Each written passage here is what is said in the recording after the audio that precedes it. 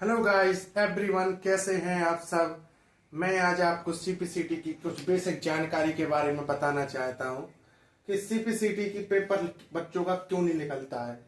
CPCT का 1 contempt, 2 contempt, कोई कोई तो 3 कॉन्टेम्प्ट या 4 कॉन्टेम्प्ट देने पर भी उनका सीपीसीटी या तो 35 नंबर या 36 नंबर तक रह ही जाता है।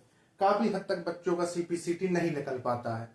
आज मैं उसी के तौर पर एक वीडियो लाया हूं, जिसके तौर पर आप लोग अगर एक बार जी वीडियो सीपीसीटी वाली देख लेंगे तो आपका इस बार का सीपीसीटी 101% आपका सीपीसीटी निकल जाएगा। लेकिन देखने से पहले अभी आप लोग ये मत सोचना कि इसमें डिजिटल बोर्ड नहीं है या कोई कैमरा नहीं है। Camera focus and digital focus ना करके एक बार आप वीडियो देखें और वीडियो का कॉन्सेप्ट समझें। क्या समझें?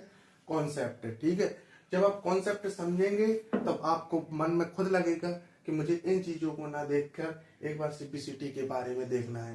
प्लीज ना सब्सक्राइब करें ना लाइक करें, वो आपकी इच्छा है, करना हो करें ना करना हो ना करें, लेकिन आप एक बार सीपीसीटी की वीडियो देख लेना। मैं ऐसी वीडियो आपको दूंगा कि पहले बार में ही आपका सीपीसीटी कॉन्सेप्ट निकल जाएगा। लेकिन मैं ये बताना चाहता हूं कि मैं ऑलरेडी सीपीसीटी निकाल चुका हूं, जिसमें मेरी इंग्लिश की स्पीड जो बेटा है वो इंग्लिश स्पीड मेरी 50 आई थी और हिंदी स्पीड मेरी 35 आई थी, 35। और मेरे जो सीपीसीटी के नंबर वो 55 आए थे, मेरे टोटल नंबर 55 आए थे। इसी के तौर पर मैंने जो कंसेप्ट का यूज किया है वो उसी कंसेप्ट आपको बताकर आपका भी सीपीसीटी निकलवा सकता हूं। लेकिन आप बोर्ड और कैमरा क्वालिटी पर ध्यान ना देकर एक बार सीपीसीटी एग्जाम पर ध्यान दे दे तो आपका सीपीसीटी निश्चित ही निकल जाएगा। आज की वीडियो में समझा दूंगा और एंड मैं आपको ऐसे ऐसे कॉन्सेप्ट दूंगा, ऐसी ऐसी चीजें पढ़ाऊंगा सीपीसीटी के बारे में कि आपका एक ही बार में सीपीसीटी निकल जाएगा। सीपीसीटी कौन है? एमपी का क्या है, एक डिप्लोमा है जो इसके बहुत ज्यादा क्या हो चुका है, कंपटीशन बढ़ चुका है। उसी के तौर पर आज मैं आपको सीपीसीटी के बारे में कुछ निकालता हूं। पहली चीज है, बता रहा है कि सीपीसीटी निकालने के 5 तरीके हैं। कितने तरीके हैं? 5 तरीके हैं। पहले 5 तरीके कौन से हैं आप समझिए। इंसान का क्या आता है इसमें? फंडामेंटल आता है। सबसे पहले जब फंडामेंटल आता है उसमें तो फंडामेंटल क्या कहलाता है? जैसे कि सॉफ्टवेयर हो गया एंड आउटपुट इनपुट हो गया, कोडिंग डिकोडिंग हो गया एंड बीसीडी अर्थात कोडिंग बाइनरी, ठीक है, कोडिंग डिकोडिंग हो गया और जनरेशन हो गया और भी जो क्या है मेमोरी हो चुका। ये क्या है? फंडामेंटल के अंतर्गत आते हैं। ठीक है, फंडामेंटल एक बहुत इंपॉर्टेंट चीज है, आप सुनते जाना बस। फंडामेंटल क्या होता है? बहुत इंपॉर्टेंट चीज है, फंडामेंटल है। इसके बाद जो आता है वो क्या है? MS word. MS word is the very important of topic. MS word बहुत ज्यादा इंपॉर्टेंट है। एमएस वर्ड से काफी ज्यादा सीपीसीटी के क्वेश्चन आते हैं, तो एमएस वर्ड भी बहुत ज्यादा इंपॉर्टेंट है। अब आप समझना कि बच्चों की सीपीसीटी क्यों नहीं निकलती। तीसरा है Excel is the important topic, PowerPoint important topic, GK math reasoning science important topic, typing important. अब कहेंगे कि सर जब आप ये बताइए कि सब इंपॉर्टेंट है तो आपने इस वीडियो को बनाने का अर्थ क्या है? आप कह रहे हैं कि ऐसी चीज बताऊंगा कि आपका सीपीसीटी निकल जाएगा, और यहां आप बता रहे हैं कि ये भी इंपॉर्टेंट, ये भी इंपॉर्टेंट, ये भी इंपॉर्टेंट, सब इंपॉर्टेंट है, तो फिर तो मैं पढ़ ही रहा हूं तो मेरा क्यों नहीं निकल रहा है? तो इसके तौर पर मैं आज आपको बताना चाहता हूं। बच्चे क्या करते हैं? टाइपिंग की प्रैक्टिस करते हैं, बहुत बड़ी चीज है। बच्चे टाइपिंग करेंगे, किसी किसी की टाइपिंग बहुत तेज आती है, 35 पर मिनट 40 पर मिनट टाइपिंग आती है, ठीक है। लेकिन मैं ये कहना चाहता हूं, समझने का ध्यान रखिए, टाइपिंग अपन को कितना चाहिए? 30 चाहिए, डन, ठीक है। हिंदी कितनी चाहिए? 20 चाहिए, ठीक है। आपको क्या करना है ज्यादा से ज्यादा?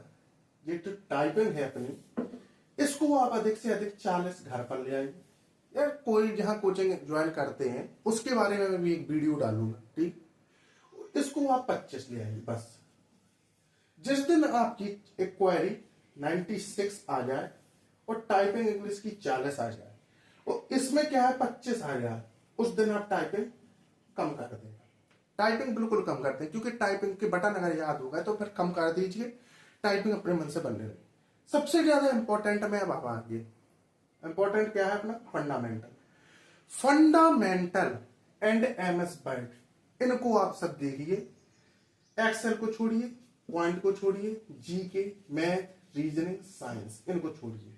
अब आप बोलोगे सर फंडामेंटल हो गया, एमएस वर्ड हो गया, ये चीजें तुम आ जाएंगी और पेपर में कभी इनसे भी पूछ लिया जाएगा तो मैं क्या करूंगा? फिर तो बस यही रह गया है, इतना जी याद कर लिया, जितना बनेगा उतने का बन जाएगा, ये सब तो मेरा फेल हो जाएगा। नहीं, मेरी बात को समझिए। मैं ये कह रहा चाहता हूं कि आप फंडामेंटल याद करिए, ठीक है? जिस तरीके से मैंने कन्वर्ट किया है मैं उसी तरीके से आपको बताऊंगा। आप फंडामेंटल याद करें, फंडामेंटल के बाद एमएस वर्ड याद करें, बस दो चीजें याद करें। बचा एक्सेल, क्या बचा? एक्सेल।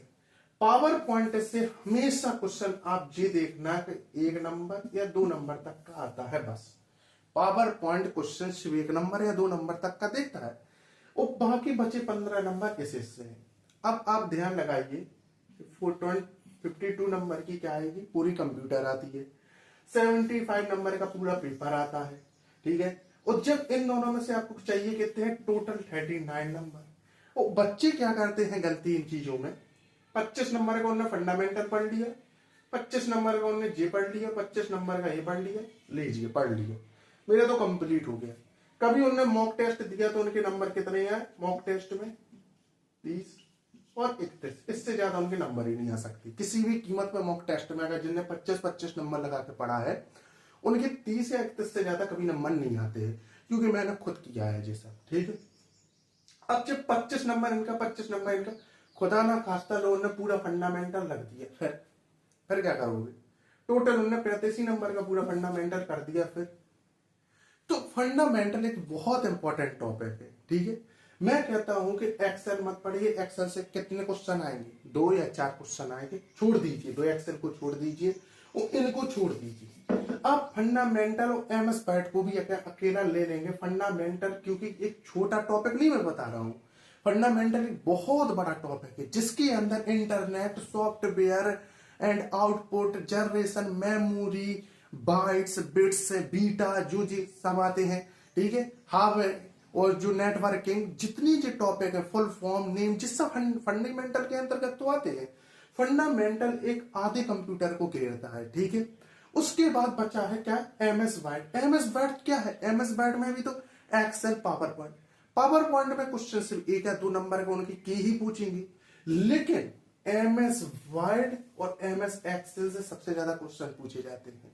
मैं बताना चाहता हूं कि एमएस वर्ड से उनकी डिटेल, उनका पैराग्राफ, उनकी जो उनके अंदर जो पीपीटी बनाई जाती है उनके बारे में, उनकी कीज के बारे में भी पूछा जाएगा।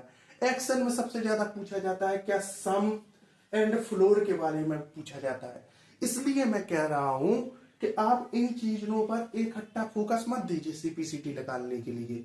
सीपीसीटी निकालना कोई बड़ी बात नहीं है, लेकिन आप क्या कीजिए, अकेला फंडामेंटल और एमएस वर्ड ही अकेला अगर देख लेंगे तो आपका सीपीसीटी निकल जाएगा, और कुछ मत देखिए। मैंने भी इन चीजों का ध्यान दिया तो मेरे 55 नंबर आ गए हैं। आपको विश्वास ना हो तो टेलीग्राम में आप दिव्यांश तिवारी सर्च करना, तो उसी में मैं आपको अपना डिप्लोमा दिखा दूंगा। तो मेरे अकॉर्डिंग आप अगर इन चीजों से चलेंगे तो आपका पहली बार में सीपीसीटी निकल जाएगा। एंड मैं आपको बताना चाहता हूं कि आप इन बोर्ड एंड इस मोबाइल पर ध्यान ना देके मेरे बताए हुए कॉन्सेप्ट पर पढ़ाई करना। मैं आपको per day recording two classes per day YouTube में दूंगा, और यूट्यूब में मैं आपको ऐसे ऐसे कॉन्सेप्ट सीपीसीटी के बताऊंगा एंड सीपीसीटी का खुद मैं तैयारी कराऊंगा। मैं सीपीसीटी की पूरी डिटेल तैयारी कराऊंगा और मैं आपको इंपॉर्टेंट से भी इंपॉर्टेंट डिटेल बताऊंगा कि आपका बच्चों का पहली बार, आप सबका पहली बार में ही सीपीसीटी निकल जाएगा। And thank you so much, मैं आपको ये जानकारी बता सका। एंड आप इन्हीं के अकॉर्डिंग चलना, आपका निश्चित ही पेपर पहली बार में निकल जाएगा। और मेरे क्या करना, आप लाइक सब्सक्राइब मत करें, लेकिन एक बार पूरी वीडियो देख लेना, और मैं आपको इसी के तौर पर पर डे एक सीपीसीटी का न्यू टॉपिक देता जाऊंगा। Thank you so much.